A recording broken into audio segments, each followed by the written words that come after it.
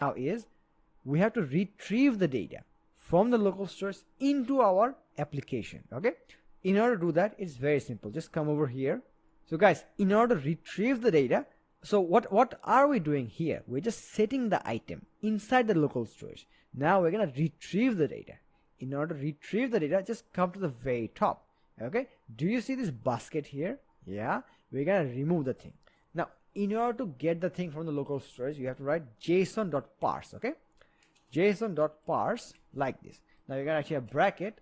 Now inside the bracket you're gonna write here local storage. Okay, local storage dot get item. Previously it was set item, now it is get item. Now guys, you're gonna write here a bracket.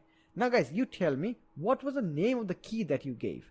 The name of the key is data, right? You're gonna get the data here like this. Look, you're gonna write here double quote. Okay, you're gonna write here data. Now the data will get retrieved, and then guys, we're gonna write an or statement here. Okay, or, and then we're gonna write here a empty array like this. So why did I write this? What's the reason for this? Okay, look at this guys. So we have data inside our local storage. What do we have? We already have the data, but what if we don't have any data? What if we don't have any data? Then it's gonna be error, which means that it's gonna break our application. In order to stop preventing from happening that, what we have to write is we're gonna give a or statement, and then we're gonna give here an empty array, which was previously inside here. Do you remember how it was like? It was let basket equal to empty array. Okay, so if we have local data, it's gonna retrieve that. If we don't have it, then it's gonna be only an empty array. So I really hope that you understood up to this point and everything. Okay, let's save the thing. Now guys, let's come back to the results screen and look at this. It is 0 here and it is 4 on the local storage, right? The moment you hit only one time, it's gonna be 5 right now. Okay, this is the 5 here and this is the 5 here. Now look at this. If you refresh it again, it's gonna start from 0. If you click here one time, it's gonna be 6.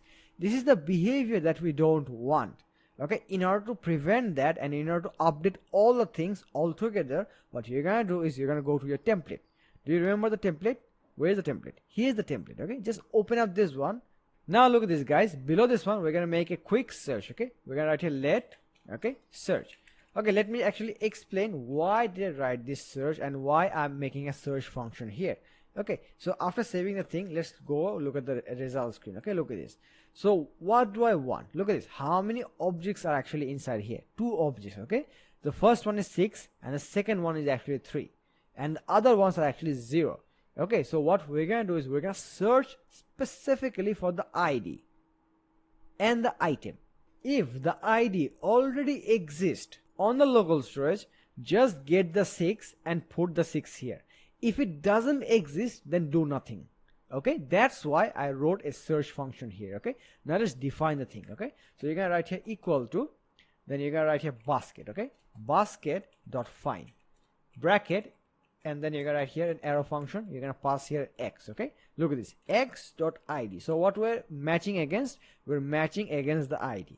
So you're gonna write triple equal to sign, and then do you remember this id here? Yeah, just pass the id here. So it's gonna check for all the id one by one. Okay guys, now we can write an or statement here. Look at this, or an empty array. So what do I mean by that? I mean by that is that if we can find something, then store it here. Okay, if we don't find anything, just return an empty array.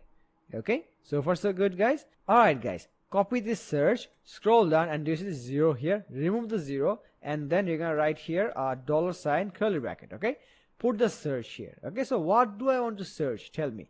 I want to search for the item only. I don't want the ID. So what I'm gonna do, look at this. Let me just go back there, and now I'm gonna write here search dot item. Okay, like this. Okay, if the search dot item is equal to undefined, which means that if we don't find it, then we're gonna only return 0. But if we find it, then we're gonna return search dot item, something like this. There we go, done. Save the thing. Let's look at the result. Okay, so this is the result. Look at this, automatically we got the 6 and the 3. Even if you refresh the thing, look at this, it still works. Can you see that? 6 is here, 3 is here. Let's put here 5. 1 2 3 4 5, something like this. Refresh the thing.